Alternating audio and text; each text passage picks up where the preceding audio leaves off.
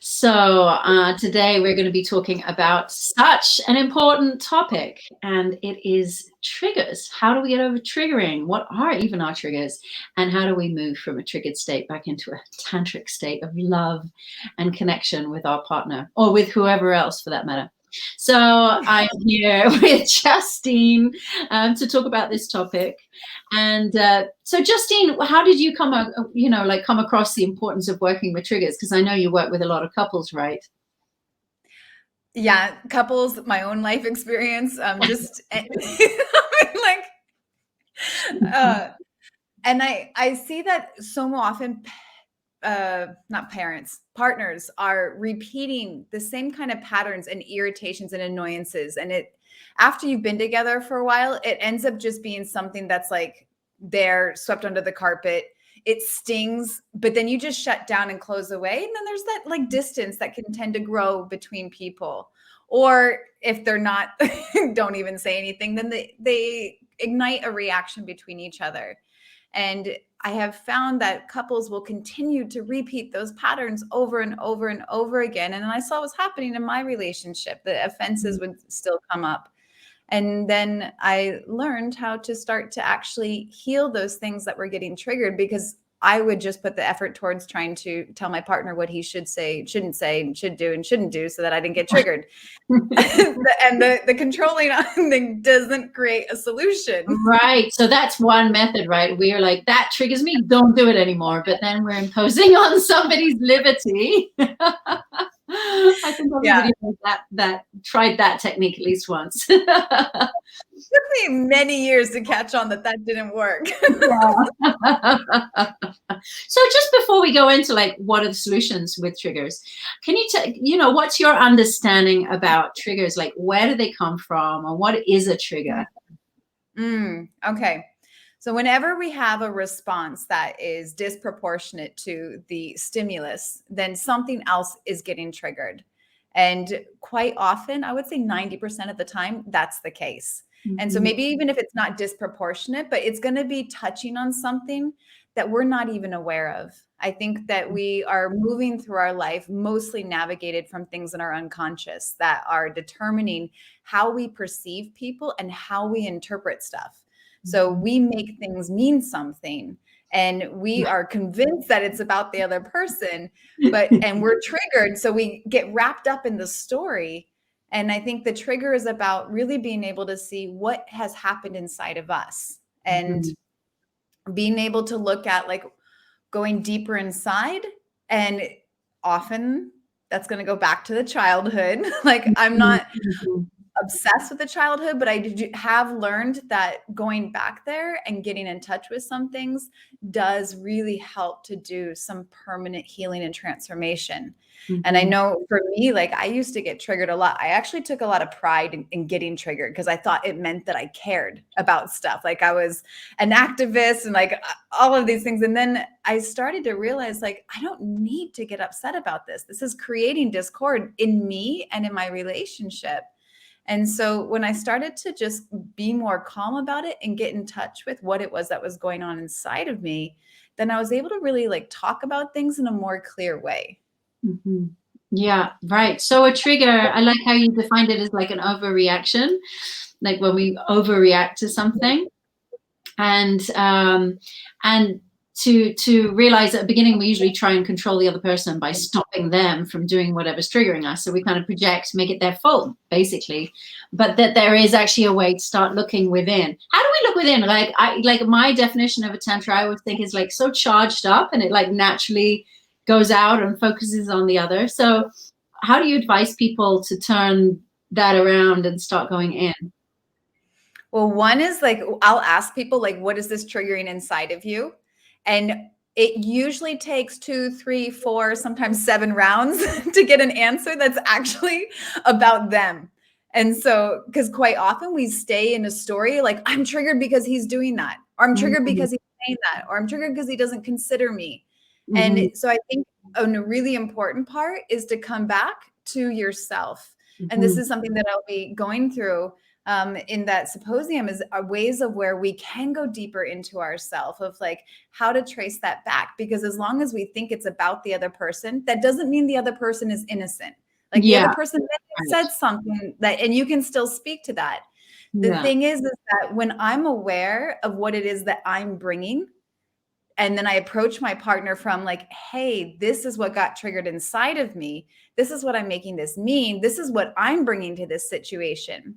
Then it makes me also accountable for the interaction that we had. Like I can bring my part to it. So I'm not putting all of the responsibility on him. And I have found in relationships, when I'm accountable, it inspires accountability in my partner. That's great. And this is a good way to get out of the blame game that just gets couples really stuck and also creates more wound. And so you were sharing how it's a way of healing the wound. So these triggers that we have, they're in some way related to past trauma or past relationships or all of the above. Can you talk a little bit more about the wound? What is that? I would say it often does go back to childhood. And I'm somebody who can't really remember a lot from my childhood. So you don't have to remember the exact memories. But when you start to learn to do inquiry in this way, there are some tricks to be able to bypass the mind, because we all have certain perceptions of ourselves and we have protection mechanisms that we can't always see behind. And so I would say that those triggers are coming from certain incidences in childhood. And I would say also of it being relational trauma or small t trauma, which is where there were incidences that happened. It wasn't something big. Maybe there wasn't violence that happened in the house, or there wasn't abuse, or there wasn't something that we consider trauma. But when it's the same thing over and over and over again, and then a child who makes everything about themselves, like they don't understand, oh, mom's stressed or like dad's got issues. It's my fault. And a child internalizes everything. And that's where those wounds are. And so even though we don't still maybe associate with I'm not good enough or I'm unlovable or I'm unworthy, our reactions will show us that those wounds exist when you learn how to get into them. Yeah, wow, that's really clearly explained. And so then it's really these like unhealed wounds that will show up in our relationships later on, right? And create all this triggering. So you've been working with a compassionate inquiry tool. Do you want to share a little bit about that tool that you've been using and that you're training?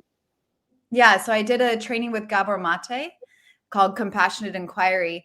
And there's a lot of different angles to it, but really it's about being able to get in touch with our traumas and our triggers. And actually, I want to share with you an example that he brings where he talks about, he's like, what is a trigger? And he's like, well, let's look at a gun. And he's like, it's that little thing right here, which isn't the main problem. He's like, in a gun, the explosion is the problem. And so we've got a trigger, which is the stimulus. It's what sets off the explosion. And he's like, we can't focus on the trigger. We got to focus on the explosion that exists inside of us. What a great metaphor.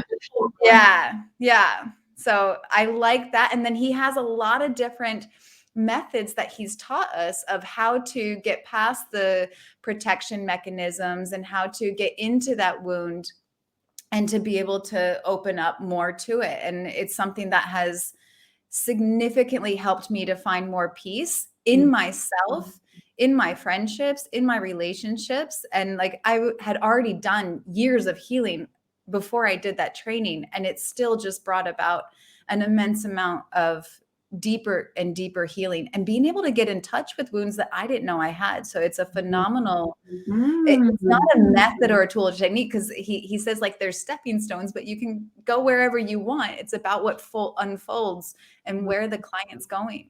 Yeah, it's an unfolding rather than a step-by-step process.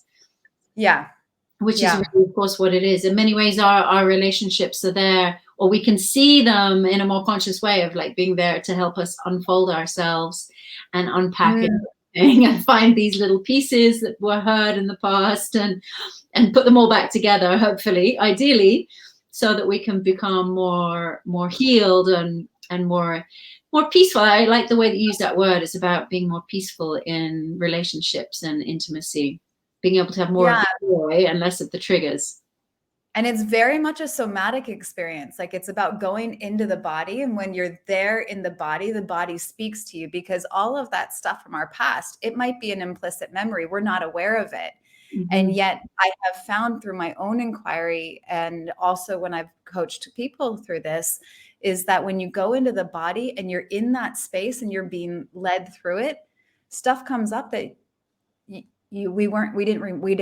didn't remember, we weren't aware of, and it gets shown to us. So unfolding is a really beautiful and fitting word for what happens in compassionate inquiry.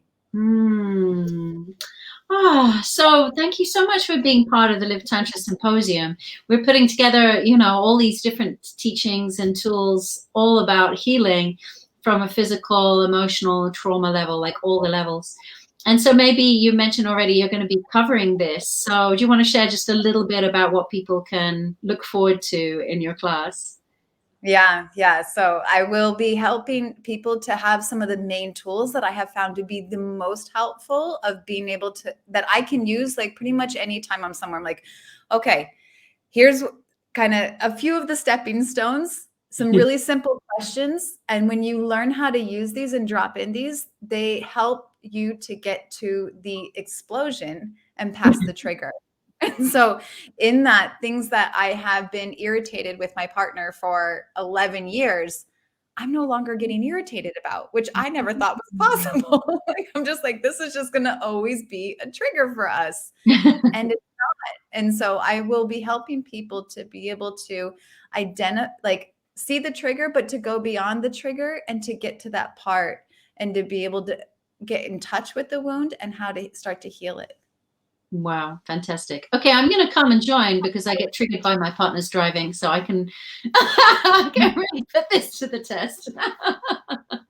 I think this is such a great thing to share. And on our couples retreats, before we do any of the tantric practice, we always start with trigger drills and things to do when you're triggered, because, basically to go deeper into Tantra and to go into deeper intimacy, we absolutely need to know how to navigate through triggers. Otherwise, we're not going to get anywhere.